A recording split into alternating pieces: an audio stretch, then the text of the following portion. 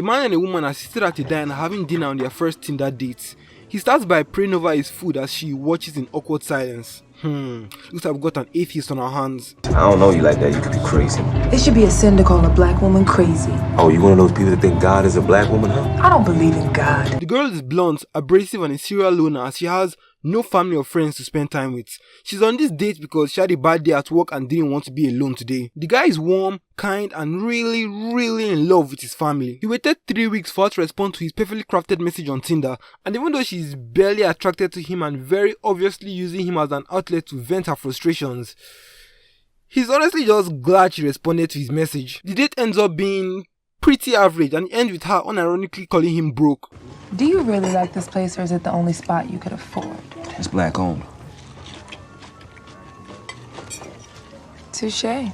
On their way home, she's holding his phone, giving him directions to her apartment so he can drop her off, and he just casually tries to find out if he's gonna get some ass tonight. Which is funny because he showed up to the date with crusty uncombed hair, a patchy beard, he spent very little time actually getting to know her, and he ate her food.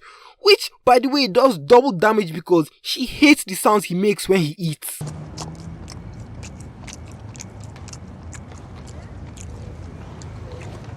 You make a lot of noise when you eat.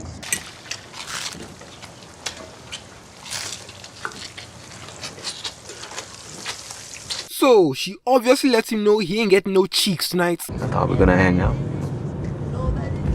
Maybe get to know each other. Nah, I'm good.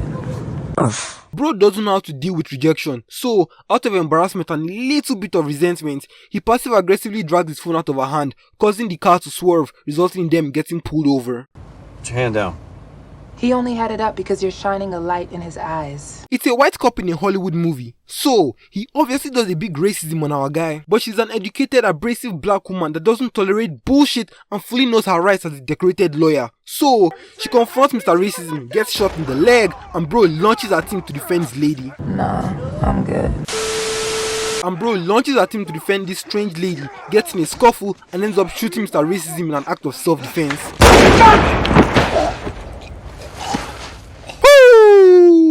Tension! Oh, that's an exciting incident if I've ever fucking seen one. Now you're both stuck together. The girl suggests they run, but Mr. Family Man over here just wants to call his family and go home. She's a practicing lawyer, so she makes sure he doesn't do anything stupid like implicate his family or lead the cops right to their location. She suggests they run to her estranged uncle's house so they can regroup and come up with a solid plan. Do you agree to my terms or not? I ain't giving you no damn car. You owe me. Her uncle owes her a lot because she kind of saved him from going to prison after he killed her mom. So, he gives them everything they need and sends them on their merry way. The dashcam footage of them killing the cop goes viral on YouTube and their faces are all over the news. So, the rest of the movie is basically just them trying to get to her uncle's friend's place so they can get on a plane and get the fuck out of America. The tension in this movie is quite visually immersive as you get so fully drawn into certain scenes where it seems like they're about to get caught but just barely narrowly escape last second. Like this moment when he tries to get some free gas via armed intimidation of the gas station attendant, but he calls his bluff and tells him he'll pay for his gas if he lets him hold the gun. Our guy Mr. Family Man over here is clearly not a killer, so he reluctantly lets him hold the gun. He waves it around for a bit in excitement, then dons a straight face as he slowly points the gun at our guy. He immediately starts shooting his pants because this guy could either kill him right now or call the cops and turn him in. And as an audience member, you really feel like it's over because bro's demeanor is so calm, stern, and his countenance so unwavering as he aims the gun with malicious intent, while our guy looks like he's about to start breaking out into tears. Luckily for him, the guy is just fucking with him and getting his rocks off, but the emotional roller coaster you go on for those few seconds as your heart starts skipping several beats in fear of our guy getting royally fucked over is very real. There's this other scene later on in the movie where they're hiding out in her uncle's friend's garage after almost getting caught the night before. They're trying to jumpstart a car which is making a ton of noise, and unfortunately for them, the SWAT team from the previous night left 2 officers to watch the house, one white and one black. It's a white cop in a Hollywood movie, so he's very clearly fat as fuck and obviously does a big racism on the black cop. City boys ain't used to that shit. Don't refer to me as boy. I ain't no boy. You know what I meant. Tired of being disrespected, he takes a walk to investigate the noise he's been hearing. They keep trying to start the car, which is making even more noise each time they try, and Officer Brown is getting closer and closer to the garage. They eventually get the car started, but at this point, the officer is standing right in front of the closed garage door, so he opens it. Woo! Tension!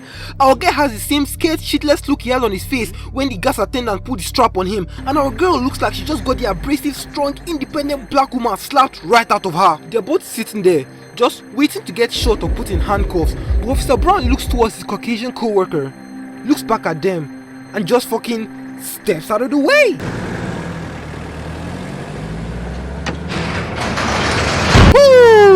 That was fucking close, nigga. God damn. But despite all that heat they have on their shoulders, they always find time to do some unnecessarily dumb and careless shit like calling his dad and almost telling him they are going to Cuba with the entire police force listening in on the other side. Luckily for him, his dad's a real nigga and he cut the line before he could sabotage the whole operation. We're trying to get...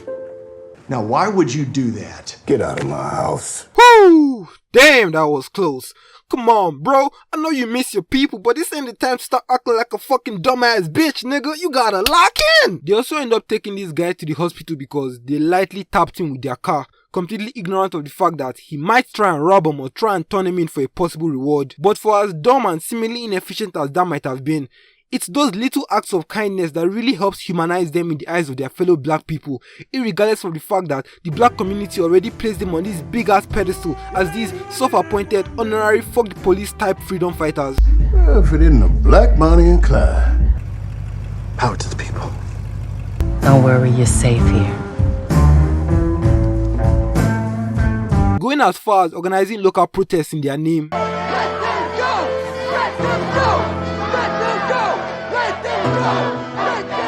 And inspiring kids to the point where they start mentally immortalizing them in their psyche. Really hope y'all make it. Yeah, me too. Just know even if you don't, it'll be okay. How so? Cause then you'll be immortal. The beautiful thing about this movie is the way you get to slowly watch them bond and fall in love over the course of its 2-hour runtime. Right after the inciting incident, they can both barely stand each other as they keep throwing around blame and disagreeing on what their next move should be. But as they learn to work together to survive and spend more time with each other, the friction between them begins to fade as they start to actually open up to one another. She even starts getting attracted to him as she watches him handle himself effectively in dangerous situations while consistently keeping them safe at each turn. I mean, he even stops at a club in the middle of their journey just because he wants to take her dancing for their second date. She's obviously apprehensive to this because this detour should be in the dumb and careless section of the video, but the fact that bro didn't give a fuck and was willing to do something romantic with her in the face of danger just made her more instinctually drawn to the idea because now there's a higher chance they'll actually get caught, which only increases her level of arousal towards him, seeing as how women have this innate sexual propensity for danger. After their second date, this time bro actually locks in and starts trying to genuinely get to know her. So he asks, What do you want? and she basically says she wants a guy to love her so deeply and so passionately that she's not afraid to show him who she really is, which makes sense seeing as how she always feels the need to put up this image of being strong, ruthless and self-sufficient. A person like that would love to have a partner that gives them the freedom to relax and lower her guard whenever she's with him. I want him to show me scars I never knew I had, but I don't want him to make them go away. I want him to hold my hand while I nurse them myself. She asks him the same question and he says he wants a ride or die. A woman that's gonna love him forever and hold his hand so tightly she'd die before she ever lets him go. This also falls in line with his character, seeing as how he's got such a strong connection to his family. Someone like him needs a stable home base to regularly return to, a place where he can always go to feel loved and give that same love in return. Upon further analysis, you come to discover that they are both actually genuinely perfect for each other. Like, think about it. She's a self-appointed loner that constantly pushes people away. Would you have gone on a second date with me? No, Damn, it's not personal. I just like being alone. I get it. What about your family, huh? You don't care about leaving them behind? No, I don't. This is most likely a defense mechanism that emerged as a result of her being abandoned so many times by the people that were supposed to shower her with love. And bro is so family oriented that he can't go 2 minutes without reaching out to or talking about his family. I just want to go home. And I want to see my family. If they get together, he's going to effortlessly shower her with that comforting and reassuring love that she has been lacking for most of her life, allowing her to open up and relax whenever she's with him. Then she's going to feel so happy, comfortable and self-assured around him that she's never going to want to stop loving him. It's literally a win-win. He then says, She gotta be special though. She gonna be my legacy. she's going to be my legacy. This is a powerful line because he knows he's not going to change the world. He recognizes his place in the grand scheme of things and it's not a very significant role, but as long as he does right by his girl, treats her well and takes good care of her, when he dies, she's going to remember him very fondly, tell stories of all the good times they had together, and she will become the living embodiment of all the best decisions he ever made in this world. In simple terms, she'll become his legacy. They do more goofy shit like going horseback riding and almost getting caught by the owner, which only raises their adrenaline levels and further deepens their bond because they are being dangerous and having fun together. Rightfully so, seeing as how they could get caught and killed at any moment, so they might as well enjoy what little time they have right now. She even starts echoing his familiar sentiments when their car breaks down and they have to hang out with the mechanic's kid while he fixes their radiator. I just want people to know I was here. As long as your family knows you were here, that's all that matters. Pictures aren't just about vanity, they're proof of your existence. My family know I exist. That's enough. And he starts echoing hers. Yo, Junior. Did you take a picture? Yeah. I don't think that's a good idea. Come on. I want proof we're here. And to be honest, I don't have many photos of myself. Why not? I know what I look like. Pictures aren't just about vanity, they're proof of your existence. And in a diegetically metatextual sort of way, the picture they take right here ends up being the canonical real-life poster for the movie. They take another detour to visit her mom's grave and she tells him how her uncle killed her by accident. He pushed her. She fell down a flight of stairs, cracked her skull. Why does your uncle owe you? I got him out of prison once. For what? He killed somebody. Damn, who to kill? My mother. How can you defend a person that killed your own mother? I knew it was an accident. Does it ever piss you off that he's alive and she isn't? All the time. She starts crying, he holds her in his arms, kisses her on the forehead, and yup, you guessed it, they start fucking. I'm gonna put you in 7 position for 70 minutes, you get it, babe. You got it right on your mind. Baby, that's what I've been waiting for. That's what it's all about. They get to her uncle's friend's house. He informs them they have a bounty on their head for $500,000, which is fucking crazy, and she volunteers to pray over their meal, which is even fucking crazier. I'd like to start by thanking God for the breath in my lungs. Damn, bro, your dick game's so good you made her believe in Jesus, nigga. That's crazy! And would you look at that? After her prayer, he stopped making noises when he ate his food.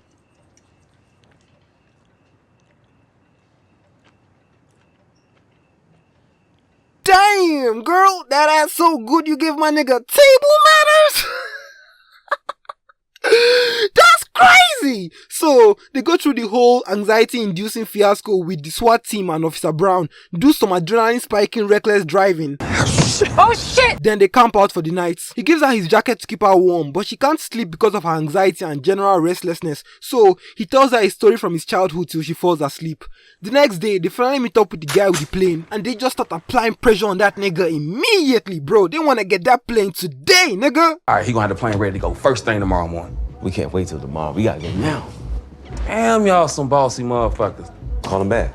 Alright, man, back up. On their way to the hangar, they're just chilling, talking, chopping it up, listening to good music, smoking that good za, making jokes, smiling, relaxing, cause this is it, nigga. They finally home free. After all that running and jumping and fighting, they finally about to get the fuck up out of here and start over in a new country. Just the two of them, no more running, hiding and looking over their shoulders, just peace, love, and good fucking.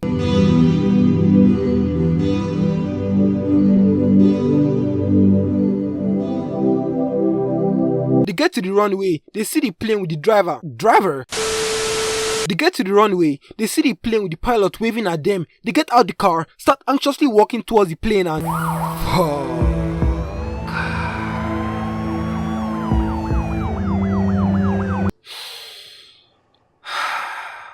With a fleet of cop cars assembling right behind them, they turn around, hold hands, and she says, I'll never let go of your hand. He smiles and tells her if he had the chance, he would kiss all her scars. calling back to the first honest conversation they had right after their first dance. They stare at the wall of cops shouting at them to get on the ground for a bit. She looks at him once more, asks him if she can be his legacy. He looks at her with an almost offended and shocked look on his face and tells her she already is. She immediately gets shot in the chest, drops dead on the floor, and I start crying every single time. Can I be your legacy? You already are.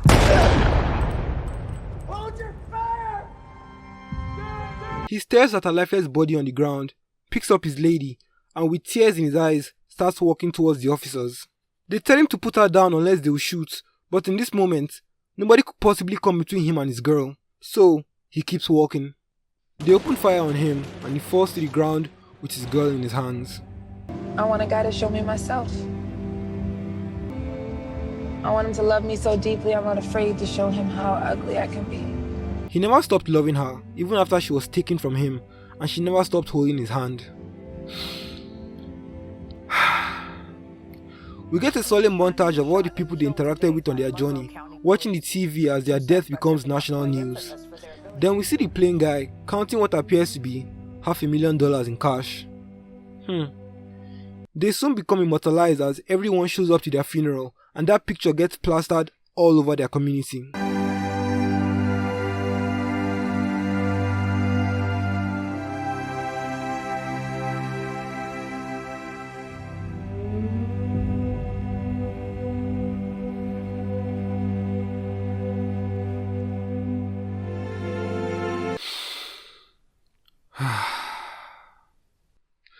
Subscribe to the Patreon for my podcast. It's called Weko's Echo, and I do a lot of really funny shit on there. It's a really good time. It's a really good time. Well, this was fun.